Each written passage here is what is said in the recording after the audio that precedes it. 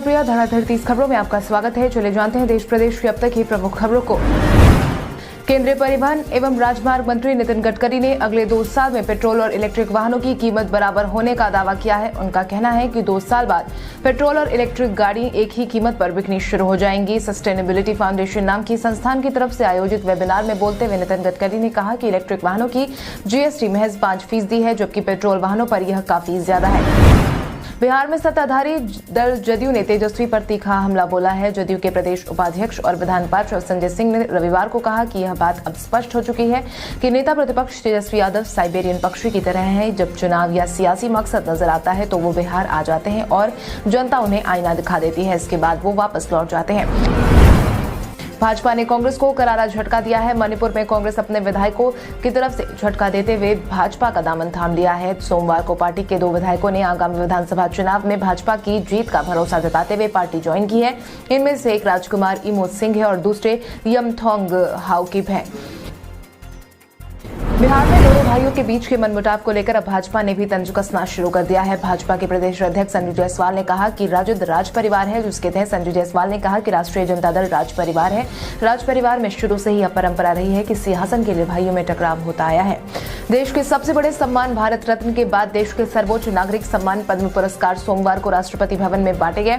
पद्म पुरस्कार देने का ये कार्यक्रम राष्ट्रपति भवन के ऐतिहासिक दरबार हॉल में भव्य समारोह आयोजित करके किया गया। इस दौरान सुषमा स्वराज और अरुण जेटली जैसे राजनेताओं को मरणोपरांत पद्म विभूषण से सम्मानित किया गया। बिहार में सितंबर की तुलना में रोजगार के अवसरों में कमी आई है। फिर भी खनिज संपदा से पूर्ण झारखंड की तुलना में यहां रोजगार के अवसर अधिक हैं। Centre for monitoring of Indian economy की ताजा रिपोर्ट में बताया गया है कि बिहार में अक्टूबर महीने में बेरोजगारी की दर 13.9% रही। यह अक्टूबर की तुलना में 3% से अधिक है। सुप्रीम कोर्ट ने सोमवार को उत्तर प्रदेश सरकार द्वारा लखीमपुर खीरी में हुई हिंसा पर दायर एक स्टेटस रिपोर्ट पर निशाना और नाराजगी जताई है। सुप्रीम कोर्ट ने जांच की प्रगति को लेकर अप्रसन्नता जाहिर करते हुए कहा है कि ये हमारी अपेक्षा के अनुरूप नहीं हो रही है। सुप्रीम कोर्ट ने कहा कि उत्तर प्रदेश सरकार द्वारा दायर स्टेटस रिपोर्ट में ये कहने के अलावा कुछ भी नहीं है और गवाहों से पूछताछ की गई है। बिहार में भगवान सूर्य की उपासना को समर्पित लोक आस्था का 4 दिवसीय महापर्व छठ सोमवार से शुरू हो गया है। जिले के लाखों परिवार इस बार विभिन्न इलाकों में स्थित तालाबों और नदी में बने घाटों में अर्घ के दौरान मौजूद रहकर अपनी निष्ठा का समर्पण करेंगे। हालांकि कई परिवारों ने सुविधा की दृष्टि से घर की छतों पर कृत्रिम तालाब भी बनवाए हैं, जहां वो अर्घ देंगे। देश के उप प्रधानमंत्री, होम मिनिस्टर से लेकर कई अहम पदों पर रहे लालकृष्ण आडवाणी का आज 94वां जन्मदिन है। इस मौके पर पीएम नरेंद्र मोदी, उपराष्ट्रपति वेंकैया नायडू, होम मिनिस्टर अमित शाह समेत कई दिग्गज नेता उन्हें जन्मदिन की बधाई देने पहुंचे। उनके घर पर नेताओं की बैठक चली, केक कटा और पुरानी यादें ताजा हुई। महापर्व छठ पर सुरक्षा और विधि व्यवस्था में सहयोग के लिए राज्य के 22 जिलों को अतिरिक्त बल मुहैया करवाया गया। सशस्त्र पुलिस बल के अलावा लाठी पार्टी और होमगार्ड के जवान इसमें शामिल है। पुलिस मुख्यालय द्वारा जारी आदेश के तहत अतिरिक्त बलों की प्रतिनियुक्ति जिला पुलिस की मदद से की गई है। ज्यादा पुलिस बल प्रमुख छठ घाटों के आसपास तैनात किए जाएंगे। आज नोटबंदी के 5 साल पूरे हो गए हैं। नोटबंदी के 5 साल पूरे होने पर कांग्रेस ने इसकी सफलता पर सवाल उठाए हैं। कांग्रेस महासचिव प्रियंका गांधी वाड्रा ने नोटबंदी के 5 साल पूरे होने के मौके पर सोमवार को केंद्र सरकार पर निशाना साधा और सवाल किया है कि अगर ये सफल कदम था तो फिर भ्रष्टाचार खत्म क्यों नहीं हुआ और आतंकवाद पर चोट क्यों नहीं हुई। प्रियंका ने नोटबंदी को डिजास्टर बताया है।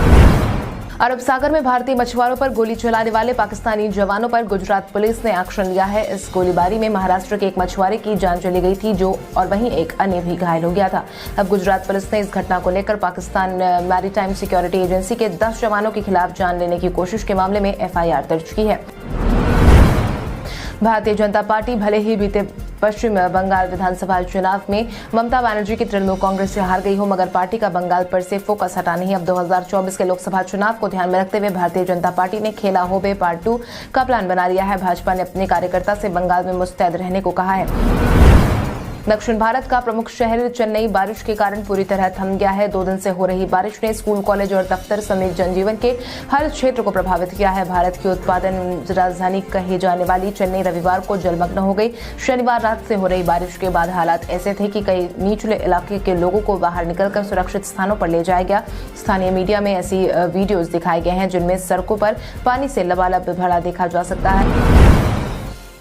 वायु प्रदूषण की मार झेल रहे दिल्ली में अब पानी भी दूषित होने लगा है। रविवार सुबह ही कालिंदी कुंज के पास यमुना नदी की सतह पर जहरीले झाग देखे गए।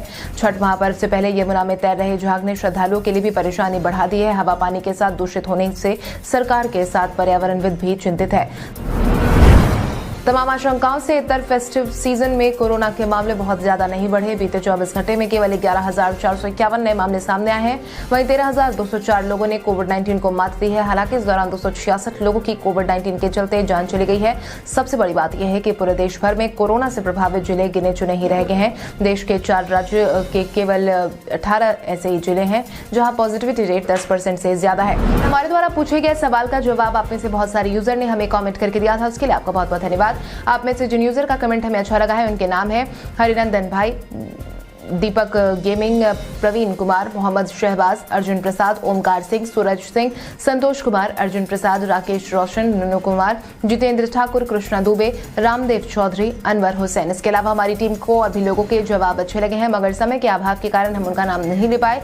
लेकिन आप हमारे सवालों का जवाब देते रहे, हम कल आपका नाम लेने की पूरी कोशिश करेंगे। तो चलिए बढ़ते हैं आज के सवाल की ओर। आज का सवाल कुछ इस प्रकार है, आपके अनुसार भारत सरकार को स्वास्थ्य व्यवस्था में और ज्यादा सुधार करने की जरूरत है या नहीं? अपने जवाब में कमेंट करके जरूर बताएं। इसके साथ ही आज के लिए बस इतना ही। देश प्रदेश की तमाम बड़ी खबरों से जुड़े रहने के लिए हमारे YouTube चैनल को सब्सक्राइब करें और बेल आइकन दबाना ना भूलें। धन्यवाद।